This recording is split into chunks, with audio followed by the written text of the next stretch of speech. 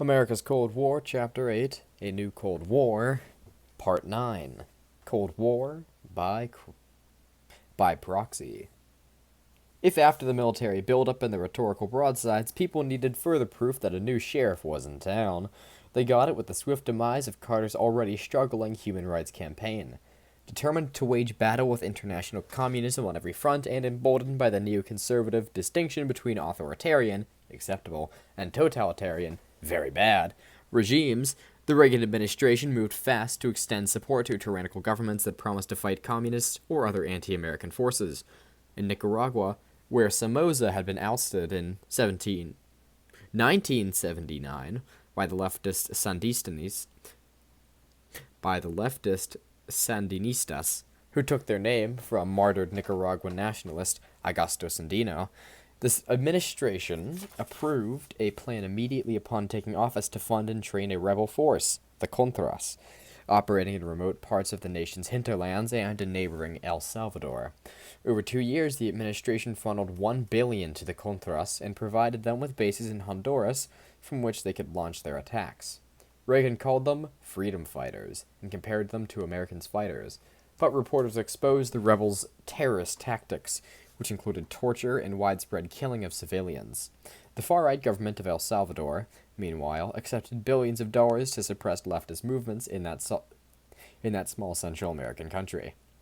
The regime used, or it could not control, paramilitary death squads, who by the end of the decade had killed tens of thousands using the most brutal tactics. These forces expanded their operations beyond the nation's borders, waging irregular warfare in Guatemala, where the right-wing government, immediately following Reagan's election, had initiated a campaign of violent repression against indigenous rebels, and, with less success, in Nicaragua. Tyrannical regimes further afield also found themselves recipients of America's Largesse. I don't know what that means. Iraq's leader, Saddam Hussein, who had taken power in 1978, initiated a war against neighboring Iran in 1980 in a bid for regional supremacy. Though the Reagan administration had established contacts with the Iranian government through Israeli intermediaries, it concluded by 1982 that it could not accept the prospect of a victory for Iran's fundamentalist rulers. If Iran emerged victorious, it could mean Persian hegemony over much of the Middle East, and above all, control over the vast oil reserves of the two nations. This was the anathema to an American government, also committed to Israel's security and military dominance in the region.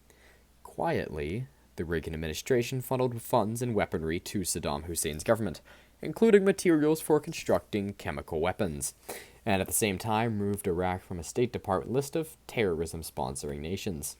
The American aid gave Iraq the edge it needed to halt Iranian counterattacks, and the resulting stalemate settled into a long war of attrition. By the end of Reagan's term, the United States had established full relations with Saddam's Iraq, with companies on both sides engaging in brisk trade, especially in American arms and Iraqi oil. If the meddling in the Iran-Iraq war was one sign of the Middle East's importance in U.S. foreign policy, the growing threat of terrorism against American targets was another. In 1982, Reagan had sent Marines into Lebanon as part of a European-American peacekeeping force. Their purpose? To bring a measure of stability to an area torn by civil strife, long-standing religious rivalries, and the presence of PLO guerrillas on the run from Israel. Those are the dudes from Palestine, if you remember from earlier.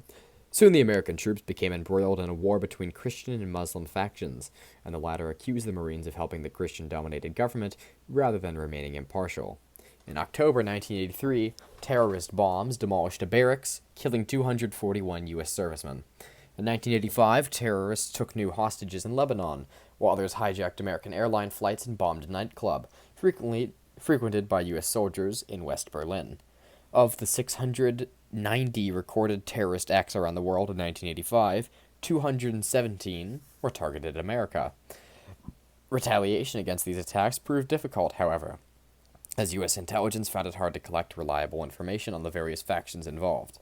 Reagan sent bombers to attack sites in Libya, whose anti-American leader, Muammar Gaddafi, had links to terrorists. Gaddafi escaped injury, but the raid killed nearly 30 civilians. Good job, U.S. But all of these efforts paled in comparison with the administration's funneling of advanced weaponry to the Mujahideen rebels in Afghanistan. Following the Soviet invasion in 1979, the war devolved into a ghastly struggle between the Red Army conscripts and hardened Islamist fighters.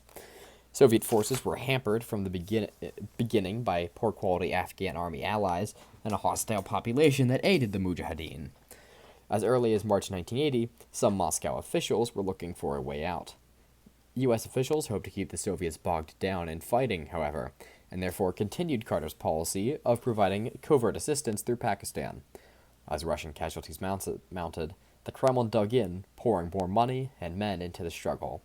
Soviet aircraft pounded villages to bits, killing hundreds of thousands of Afghans and driving countless others across the border into Pakistan. Still, by early 1984, the Soviets had suffered 17,000 dead and wounded, according to CIA estimates. No one took more delight in the Soviet misery than CIA Director William J. Casey. Journalist Steve Cole had referred to him as among the most ardent of the jihad's true believers. To Casey and other administration hawks, it mattered not at all that the Mujahideen, who counted among their number a wealthy Saudi named Osama bin Laden, were fighting to overthrow a secular client regime and establish a fundamentalist Islamic State.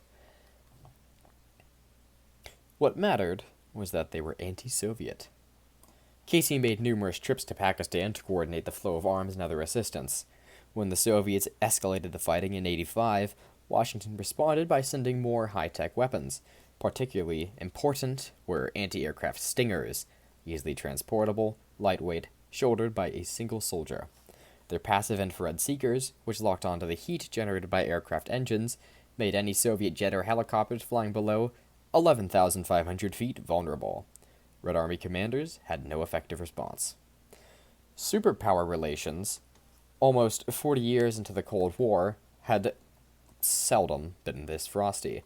The conflict seemed to last into perpetuity, and Reagan's aggressive Soviet policy appeared to be fully and firmly entrenched. The new president talked a more optimistic and assertive game than his predecessor, but he was stymied by the same problems. A Soviet Union that would not bend, divisions and wrangling among his advisors, the reality that all of the military spending and bravado in the world could not win the Cold War, and in an age of mutually assured destruction. But a change was coming. The president would soon embark on a new course, one wholly unexpected by many veteran observers of the man and by most foreign policy professionals.